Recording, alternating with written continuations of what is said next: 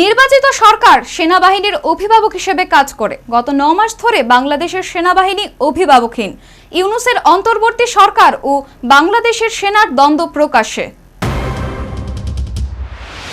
General ওয়াকারুজ্জামানের মতে নির্বাচিত একটি সরকার সেনাবাহিনীর অভিভাবক হিসেবে কাজ করে। গত 9 মাস ধরে বাংলাদেশের সেনাবাহিনী অভিভাবকহীন। আগামী ডিসেম্বরের মধ্যে জাতীয় সংসদের নির্বাচন হওয়া উচিত। জাতীয় নির্বাচন নিয়ে তত্ত্বাবধায়ক সরকারের উপর চাপ সৃষ্টি বাংলাদেশ সেনা প্রধানের। মোহাম্মদ ইউনূসের অন্তর্বর্তী সরকার ও বাংলাদেশ সেনার দ্বন্দ্ব প্রকাশ্যে। বারবার সংস্কারের দোহাই দিয়ে নির্বাচন পিছিয়ে দিয়েছে মোহাম্মদ ইউনূসের অন্তর্বর্তী সরকার। এর বিরোধিতা করেছে বিএনপি, জাতীয় পার্টির মতো বাংলাদেশের রাজনৈতিক দলগুলি। দিন দুই আগেই বিএনপি মহাসচিব মির্জা ফখরুল ইসলাম আলমকে ক্ষোভ উগরে দেন।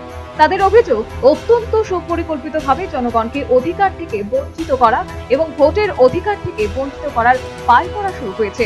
এদিন সেনাপ্রধান আরো এক কদম এগিয়ে ইউনূসের সরকারের সংস্কারের অধিকার নিয়ে প্রশ্ন তুলে দিলেন। তিনি বলেন, দেশের ভবিষ্যৎ পথ নির্ধারণের অধিকার কেবলমাত্র একটি নির্বাচিত সরকারেরই রয়েছে।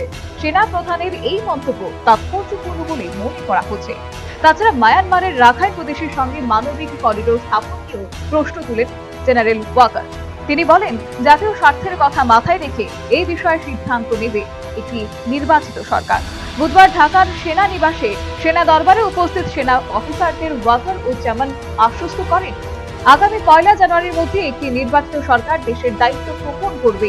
ইঙ্গিতবাহীভাবে আরো বলেন, জানুয়ারি 2026-এর মধ্যে দেশে নির্বাচিত সরকার প্রতিষ্ঠার জন্য যা যা করণীয় তাই করবে সেনাবাহিনী। তার কথায় ঠিক সময়ে ঠিক সিদ্ধান্ত নিতে হয়। ওয়াকিবহাল মহলের বক্তব্য, সেনা প্রধানের এই মন্তব্য মোহাম্মদ ইউনূস সরকারের জন্য অশ্বিনী সংকেত। প্রশ্ন উঠছে, তাহলে কি নোবেলজয়ী অর্থনীতিবিদ গদি না ছাড়লে সেনা অভ্যুত্থান হতে পারে পদ্মা পারে? সম্ভাবনা উড়িয়ে দিচ্ছেন না বিশ্লেষকরা। সর্বোপরি বুধবার জাতীয় নির্বাচন নিয়ে প্রাক্তন শাসক দল বিএনপির সুরে তত্ত্বাবধায়ক সরকারের উপর চাপ সৃষ্টি করলেন বাংলাদেশের সেনা প্রধান জেনারেল ওয়াকারুজ্জামান।